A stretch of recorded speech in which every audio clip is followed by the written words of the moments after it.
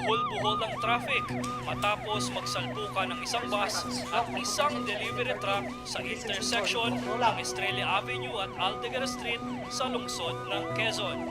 Ayon sa ilang saksi, patuloy ng takbo ng bus kaya inabot nito ang patawid na delivery truck.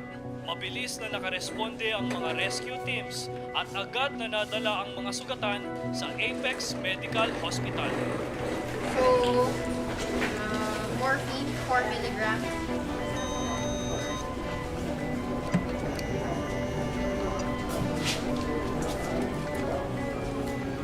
Case for Dr. Annalyn Santos.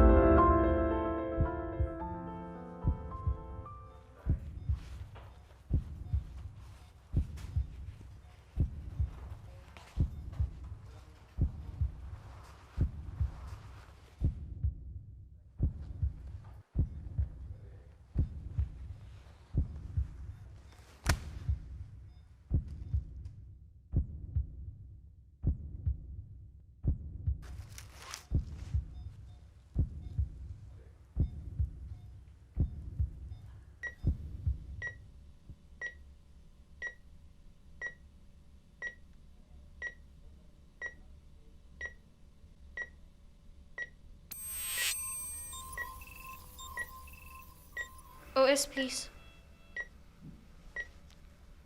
May nagsabi sa akin na kapag pinanganak ka daw na mahirap, Knife. huwag ka na daw mangarap. Nek-nek niya. Libre kaya ang mangarap. Kaya bata pa lang ako, pinakyaw ko na eh. Gusto ko po kasing makatulong. At hindi lang basta tulong. Gusto ko maramdaman nila na maaasahan nila ako. Na hindi ko sila bibiguin. Na magiging maginhawa sila at masaya nilang makakasama muli ang kanilang mga pamilya. Dahil kahit papano, nadugtugan ko rin yung buhay nila. Closing. Anya.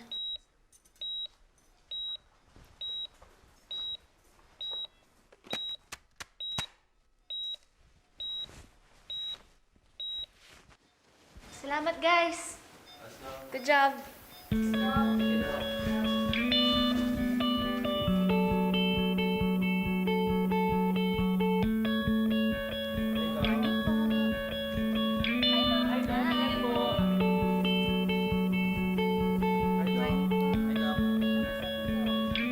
Hindi ako magician at lalong hindi po ako Diyos.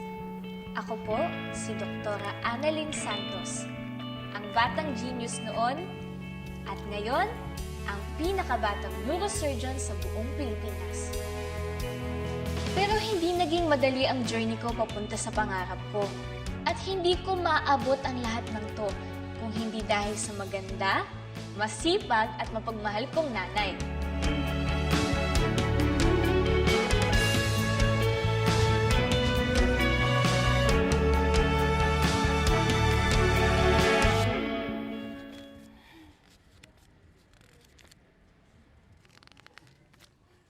Ay, Lynette!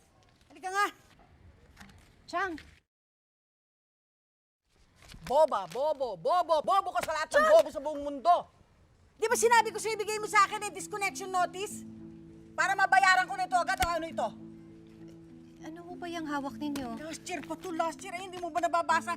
April 1999, ang haba ng pilang, layo ng nilakad ko. Wala rin palang mangyayari. Kasi napaka-bobo mo, yung kabubuhan mo talaga. Pasensya na po, Chang. Hanapin ko na lang po.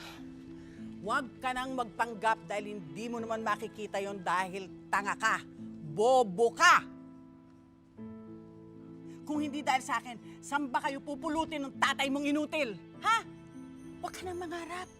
Hindi bagay sa'yo mangarap dahil tanga ka. Walang mangyayari sa buhay mo.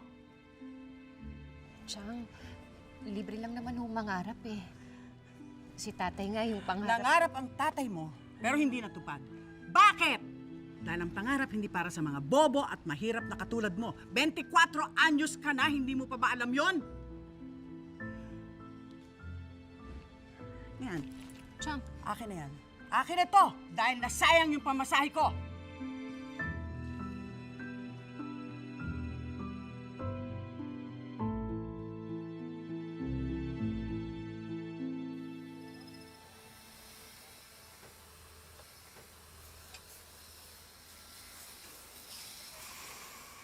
Ate?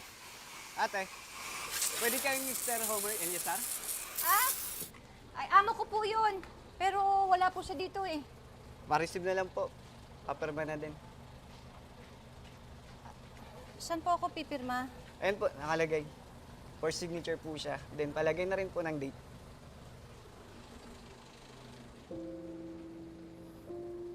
Ito ate.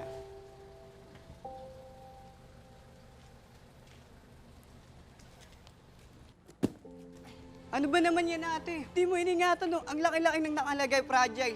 Pag nabasag yan, ikaw ang magbayad niyan. Sorry po. Pati to, hindi mo pa pinirmahan. Excuse me, kuya. Excuse me. At bakit mo sinisigawan ng kaibigan ko? Sino ka ba? Ako? Ako lang naman ang asawa ng may-ari ng car wash na to. At ang lahat na nakikita mo dyan, ako ang may-ari. Ikaw, sino ka? Miss, pasensya na po. Miss Elizar, papirma na po. Pasensya na po. Ano? Ang dami mong sinasabi. Oh. O siya, alis na. Salamat po. Wait, bakit mo sinabi na asawa ko nung may-ari eh, hindi naman? Aba, Lynette, sa palagay mo ba, kung sinabi ko sa kanya na ako ay tindera ng fishbowl dyan sa may kanto, hihingi siya sa'yo ng pasensya? Alam mo, minsan dyan sa mga hambog na yan, dapat talaga, pinapakita mo sa kanila na angat ka sa kanila. Kahit peke, para respetuhin ka nila. Sana, matalino na lang ako. Bakit nagdrama ka na naman? Alam ko na. May sinabi na naman yung tiyahin mong masama ang ugali sa'yo, no? Hindi. Naisip ko lang yung tatay ko. Namimiss ko lang siya. Bago maaksidente si tatay, dinala niya ako dito.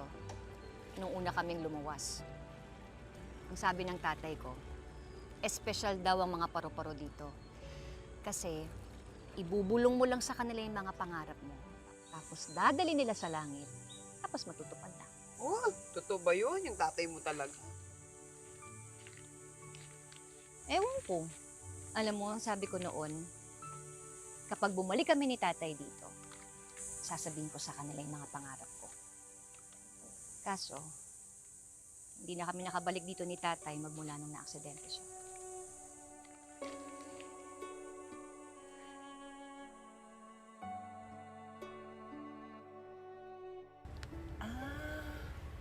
Yung pala yung dahilan kaya hindi ka nakapag-aral, no? Alam mo, okay lang naman kung lumaki ako na hindi marunong magsulat, hindi marunong magbasa. Kasi naalagaan ko naman yung tatay ko eh. Mabuti na lang talaga, nandiyan si Chang Susan. Hindi niya kami iniwan. Kaya pala, ang bukang bibig na lang ng tiyang mong yan, eh, no? Wala kang mararating, mahina ang ulo mo, wala kang pangarap.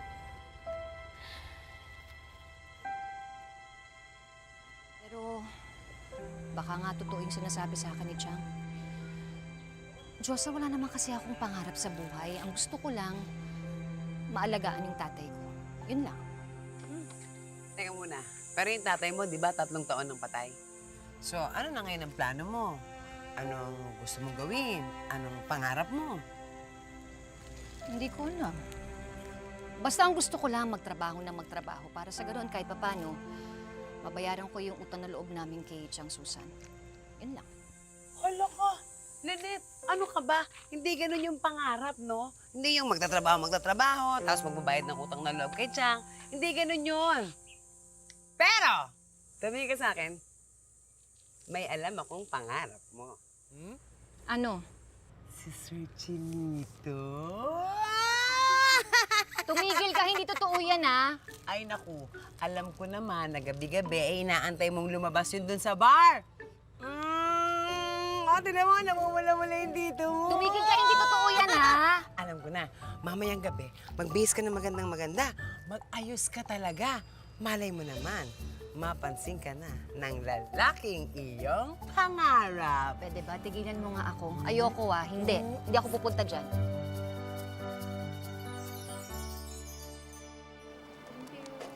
Ay, fishball na lang ang available sa akin ngayon tsaka mga kikiam. Oh, eto sa'yo. Josa, ako to. My friend! My beautiful friend! Ako naman, ang ganda-ganda mo. Naligo ka lang. Tisay ka talaga. Ang ganda-ganda. Ano ka ba? Teka muna, di ba akala ko ayaw mong pumunta? Teka muna. Pinaakin Akin na ako. yung sapato. Uy, Sabi mo, dadalhin mo Ahoy, ah. gustong-gusto naman, no? Gustong-gusto. Oh, ikaw talaga. Eto na yung sapatos. Oh. Ayan, ayan. Ayan. Bago yan, no? Hindi ko Oo pa nga nagagamit. eh. Oh, dili, Ayan na, salamat Ayan, naman suot na. mo na yan. Sigurado bang magkakasya to sa akin? Kasya sa'yo yan. Ano pa ba? Oh.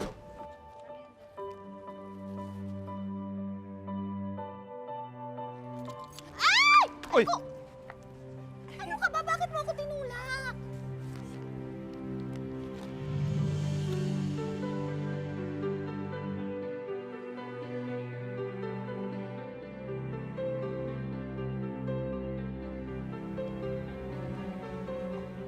Sir Chinito? You look familiar. Ikaw yung naglilinis dito, tama? Ako nga po, sir. You look really beautiful. Thank you po, sir. Teka, binibenta mo ba yung mga yan? Ay, opo. Magkano? 40 po. 41.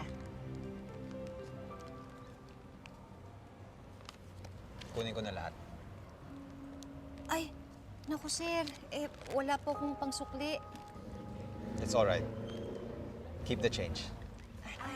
Sir, kanina niyo po ibibigay yung mga bulak.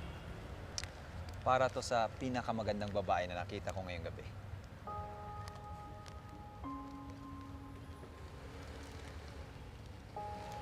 Isay?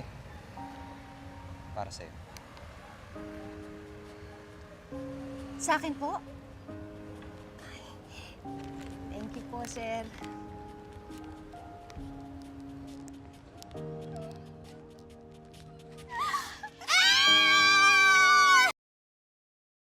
Siya ang kauna-unahang lalaking nagbigay sa akin ng rosas. Alam mo, Lynette, marami pang lalaki ang magbibigay sa'yo ng bulaklak. Ayoko ng iba. Gusto ko siya lang. Kasi mabait siya sa akin. Tapos mukha pa siyang matalino, no? Bukod sa napaka-cute niya. Siguro, pagka nagkaanak kami, magiging mabait at magiging matalino din siya. Kagaya niya, no? Anak agad, hindi mo pa nga kilala yung tao. Kaya nga ako mag-aabang dito Kasi tatanungin ko yung pangalan niya. Aabangan mo talaga siya, ha? Oo! Bakit? Hindi mo ba ako sasamahan? Hindi. Ano ka ba? Pagod na ako, tsaka inaantok na ako. Kung ako sa'yo, ibenta mo na lang yung mga bulaklak, kumita ka pa. Ayoko nga. Bigay to sa akin ni Sir Chinito, no? Kaya, iingatan ko to. Aalagaan ko to. Tsaka patutuyuin ko to para tumagal ang buhay nito. O siya, mauna na ako sa'yo, ha? Mag-iingat ka, ha? O sige, Kita tayo bukas. ingat ka din. Yes! Bye-bye! Ingat!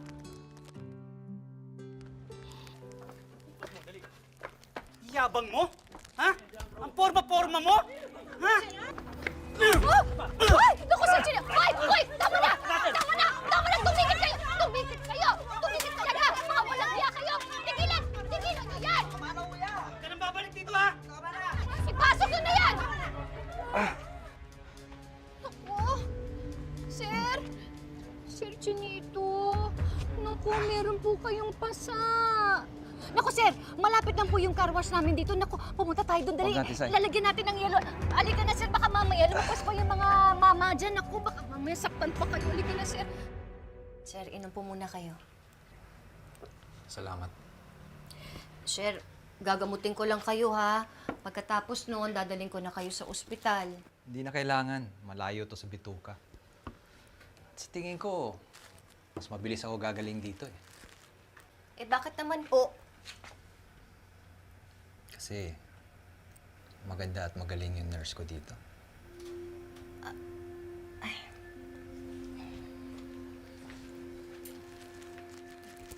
Dito ka ba nakatira? Ay, sir, hindi po. Nakatira po ako sa may barangay Tiktikan. Diyan lang po sa may Looban 2. Ako po kasi nagtatrabaho dito. Tiga bukas, tsaka tiga sara ng car wash para po sa mga tao dito. First to come in, last to go home. Sipag ka pala, Tisay. Kailangan po, sir eh. Mahal po kasing tumira dito sa Maynila.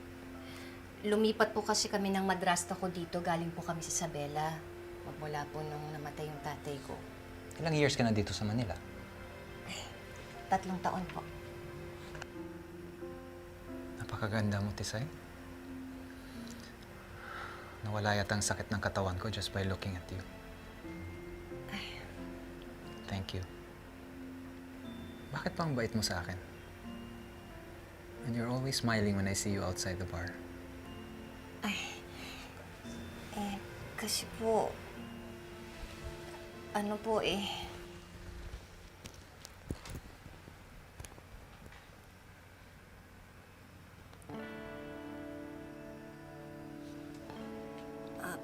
sir, baka po may magalit sa inyo. Baka po may girlfriend po kayo.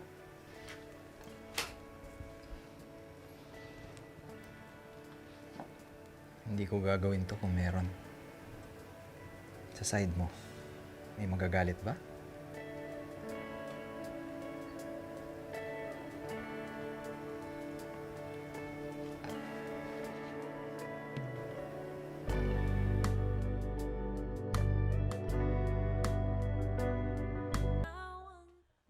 Ano, Lynette? Isinuko mo na ang perlas ng silangan. Kang mga maingay, baka marinig tayo ni Chang. Ay, sorry. Teka, kailan? Saan? Paano? Bakit? Ay, kamusta? Kinaya mo? Ay, naku. Basta, sa amin na lang ni Sir Chinito yun. Diyosa, may boyfriend na ako. Boyfriend? Boyfriend agad? Eh, di ba ganun yun? Eh, kasi may nangyari na sa amin eh. Ah, ewan ko. Pero kasi sana nagpaligaw ka na muna. Ah, teka muna. Kailan na kayo ulit magkikita? Kailan tayo magkikita ulit? Hindi ako sure. Baka in a month? 1 buwan? Ang tagal naman nun. Ano ba daw kasi ang trabaho niya? Hindi mo alam? Siguro naman to alam mo. Ano daw ang pangalan niya? Sandali. Hindi mo ba kasi sinasabi sa akin yung pangalan mo? Ako nga pala si Lynette. Ang ganda ng pangalan mo, Lynette. Sigurado mapupuyat ako sa kakaisip sa'yo.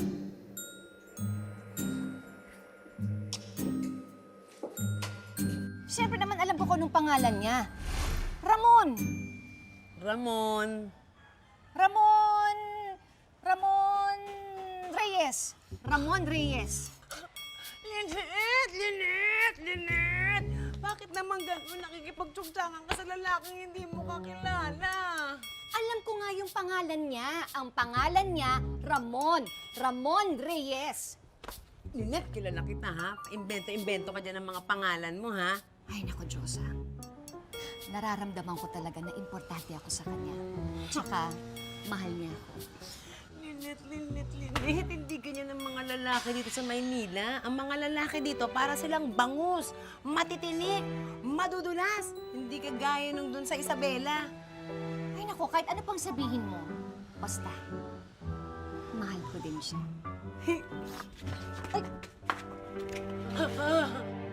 Lord, tulungan niyo po ang kaibigan ko, Lord. Hindi niya ho alam ang Diyos, tumigil sinasabi. ka na nga dyan. Tingnan mo ha, pag magkita kami sa susunod na buwan ako, makikita mo.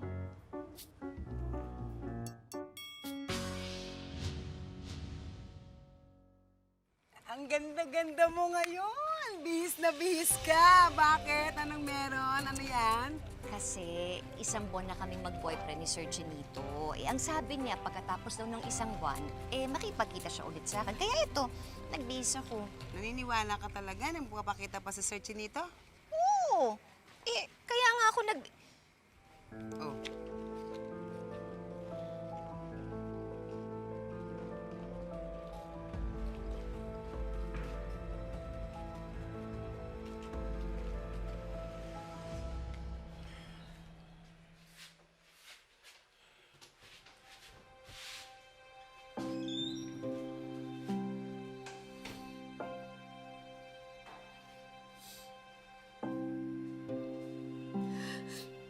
Buntis ako.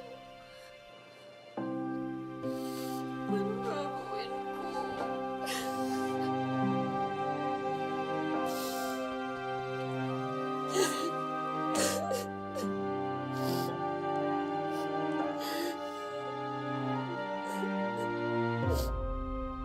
Oh, namilinis ka sa akin ni Diyosa, ha? Basta inumin mo na lang mga reseta na ibinigay ko sa'yo. Okay? Sige, Congratulations sa baby mo, ha? Salamat po, Doc. Ano na ako dyan? Bye-bye. Sige, Doc. Mauna na ako.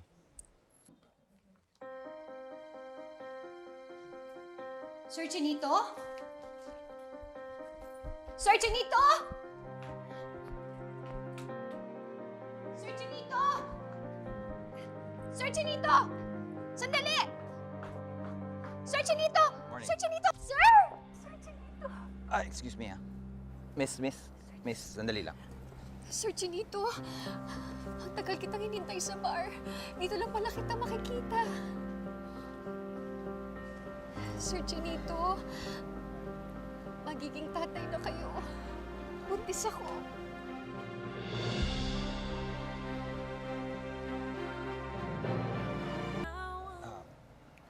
Miss, imposible yung sinasabi mo. Anong imposible? May nangyari sa ating dalawa. Boyfriend kita. Hindi tayo magkarelasyon. Malay ko ba kung ako lang naging lalaki mo? Ano sinasabi mo? Napokpok ako? Look, you're just someone I see outside the bar. Pagkatapos ngayon, sabihin mo na nabuntis kita? Kasi nga may nangyari sa ating dalawa. Oo nga, pero isang beses lang yun. Malay ko ba kung piniperahan mo lang ako? Hindi kita piniperahan.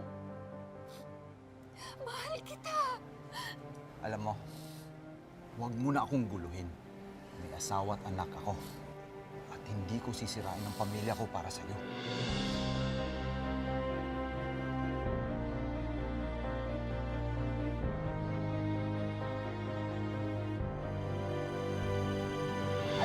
Halika rito. Bitawan niyo po ako. Saan niyo Halika po ba ako rito. dadalhin? Kahit lubuha ka pa ng dugo, hindi ka pa nanagutan ng lalaking dumisgrasya sa'yo. Di ba, sana kung magiging pera yung mga luha mo na yan? Kailangan dyan, ipalaglag na natin. May kilala ko. May kilala ko. Habang maaga pa. Ayoko. Ay, napakatanga mo talaga. Sinabihan ka lang na maganda, bumukaka ka na. Oh, anong napala mo ngayon? Manang-mana ka dun sa lola mo. Yung nanay nung tatay mo. Ay, nako, may nakilalang turistang puti. Sa Isabela. Kinindatan siya, binuntis siya, umalis na. Nag-iwan ng souvenir na 9 na buwan. Kaya kayo, yung kutis ninyo ng tatay mo, manang-mana yung utak mo, hilaw! Kaya halika na, ipalaglag na natin yan! Ayoko ko. Hindi ko po kaya. Kayanin mo! Hindi mo rin naman yan mabibigyan ng magandang kinabukasan, lalaki din yung boba na kapareho mo! Hindi ko po ipapalaglag yung bata. Tsaka hindi ko po kaya. Hindi mo ba naiintindihan kung gaano kagastos magkaanak ngayon? Lalo pa kung single mom ka. Ikaw lang iniisip ko. Ikaw lang. Tsaka babuhayin ko po yung anak ko. Gagawin ko po lahat para mabuhay po siya at sisiguraduhin ko po na hindi po siya magiging katulad ko. Hindi po siya magiging tanga at boba na katulad ko. Bahala ka na. Bahala ka sa buhay mo. Pero ito, tandaan mo, hindi maaantala ang gastusin sa bahay. Magbibigay ka pa rin! Ha? Boba!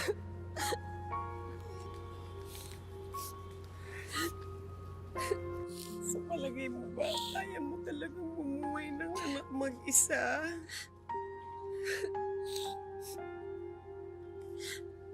Tinanong mo ako noon, di ba ako nung pangarap ko? Hindi ko alam kung ano. Wala akong nasagot. Pero ngayon alam ko na yung anak ko, siya ang magiging pamilya ko. Marami akong pagdududa sa sarili ko. Pero tong anak ko, siya ang nag-iisang sigurado sa buhay ko. Siya yung pangarap na igagapang kong matupad.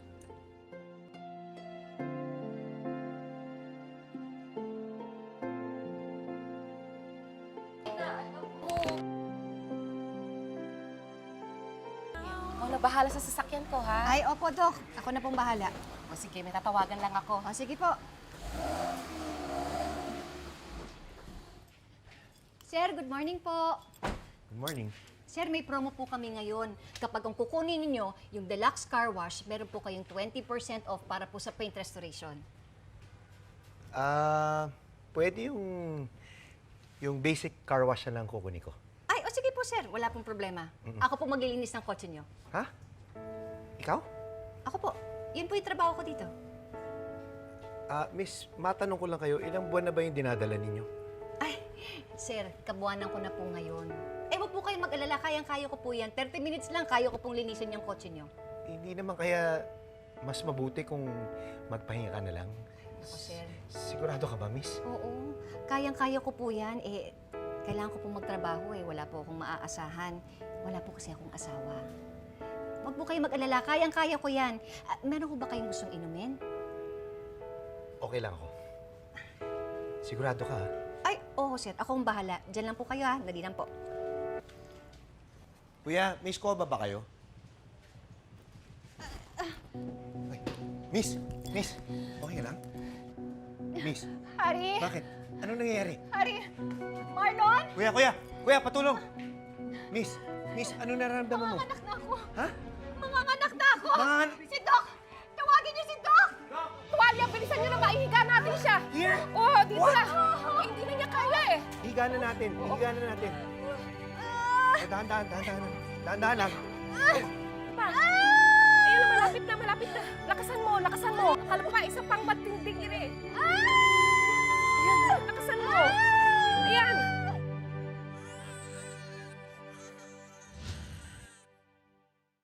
Nasaan ba yung nanay mo, ha? Nasaan yung nanay mo? Tingnan mo nga yung ginawa mo dito sa signage. Tingnan mo! Tama ba yan? Nasaan ang nanay mo? Annalyn? Oh, ito ba yung nanay mo? Ay, oo! Kayo ho ba ang nanay ng batang ito? Ako ho! Tingnan mo nga! Tingnan mo ang ginawa ng anak mo dito. Nangialam dito sa signage ng gate ko. Eh, nahuli ko, nagbabandalism! Anak, totoo ba? Ikaw bang may gawa niyan? Nanay, kinokorek ko lang naman po yung signage niya. Ma'am, dapat kasi hindi past tense yung verb na black. Eh, wala naman pong dinidescribe na past activity. Lalo na po kung ang ginagamit nyo ay do not na simple present tense. At saka dapat po may please para magalang pa rin. Kaya ma'am, please, huwag na po kayo magalit. Gusto ko lang naman po na tama yung grammar sa signage nyo. Siguraduhin mo lang, ha? Na tama yung ginawa mo, ha? Nang itatanong ko yan doon sa manugang kong teacher. At pag mali yan, lagot ka sa akin, bata ka. Babayaran niyo ho ito.